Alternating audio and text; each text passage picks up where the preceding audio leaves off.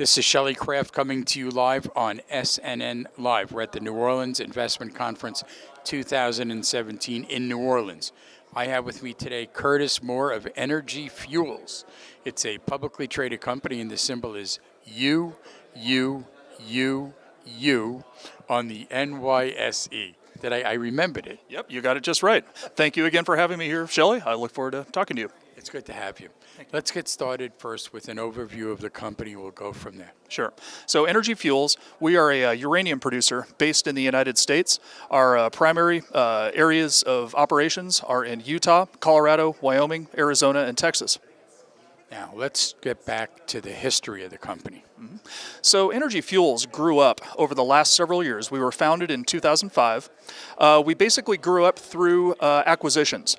Our latest acquisition was a company called Mestania Uranium, which was in 2015. We have not done any acquisitions since that time because we believe that we've actually grown the company to a sufficient level. In fact, this year we expect to be the #1 uranium producer in the United States, which we think is very strategic because the U.S. is the world's largest consumer of uranium. You know, last time you were on, it was about a year ago. So give me a few updates that you can since that last time. Sure, happy to. So the last year has been an interesting one for Energy Fuels. Now, I will say that current uranium prices are still weak over the last year. And as a result, we are cutting production. It is interesting that we're cutting production, yet we're going to be the #1 producer in the United States. It tells you a little bit about where this market is. However, we are still very optimistic about a uranium price recovery because these prices are simply too low to sustain the production that we know we need. But I would say that the biggest change since the last year is that we have been pursuing a lot of additional revenue generating opportunities that we have mainly as a result of the Trump administration. There are some abandoned uranium mines in the Four Corners region of the United States. The U.S. EPA is starting to move forward toward cleaning those sites up. Our White Mesa Mill, located in southeast Utah, is the perfect location to put some of that material. Now, what's your background? Well, my background, I'm actually an attorney. I also have an MBA. I've been with Energy Fuels either full-time or as a consultant for about 10 years.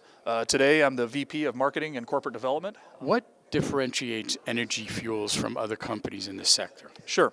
So again, we're going to be the #1 producer in the United States this year. But I think the main thing that really differentiates us, I said two things that differentiate us. #1 is our ability to scale up production once uranium prices come back. We're going to produce about 650,000 pounds of uranium this year, and that's really with our foot off the gas. If we saw uranium prices rise up into the $40 to $50 range, we could get up to about 2 to 2.5 million pounds of production fairly quickly. Within about 6 to 12 months' time. And I'd say the other differentiator is our ability to generate revenues from other sources that's not related to the price of uranium. This abandoned mine cleanup, we have alternate feed business, we have vanadium production. Vanadium prices have increased significantly in the last year. Copper, we have a lot of things going for us. What's a value catalyst? Well, of course, the price of uranium increasing is a big one. Again, we're trying to get some of this government contracting and cleanup work. If we were able to announce something like that, that would be some very good news. And I'd also say that this administration, the Trump administration, is really recognizing the need to have a healthy nuclear fuel cycle in the United States. Right now, our uranium production is going to be at its lowest level since 1952. I mean, that's the dawn of the nuclear age. It's an incredible situation to be in. And I think that this administration is very surprised by that, and they want to do some things to try to help our industry and to make sure that we're viable for the day that we know that we're going to need uranium and nuclear fuel. What's the company's backup plan? Well, I'd say our backup plan is going after some of these other sources of revenue and other opportunities out there. It's an opportunity that nobody else has out there in our sector. We're talking, the EPA has actually earmarked about $2 billion for this cleanup work, and that's only to clean up about 10% of the sites. So, I'm not saying we're going to get all that money by any means, but if we can even get a small sliver of that, that would be a very nice source of revenue for us. Tell me about the management team. Sure. So our management team has a lot of experience in the U.S. uranium sector. Our CEO, Steve Antony, he's been in the industry for 35 years. We have a new gentleman who's our new president and chief operating officer, and he's actually slated to become our CEO at some point in the near future. His name is Mark Chalmers.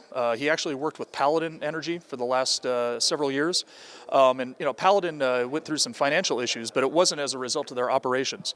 Their operations ran very, very well, and Mark ran those operations. Paul Goranson, he's been in the industry for a long time, has worked for Cameco.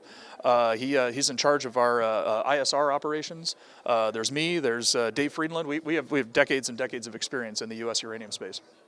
Let's get your website out there for more information, if you would. Absolutely. So Energy Fuels can be found at www.energyfuels.com.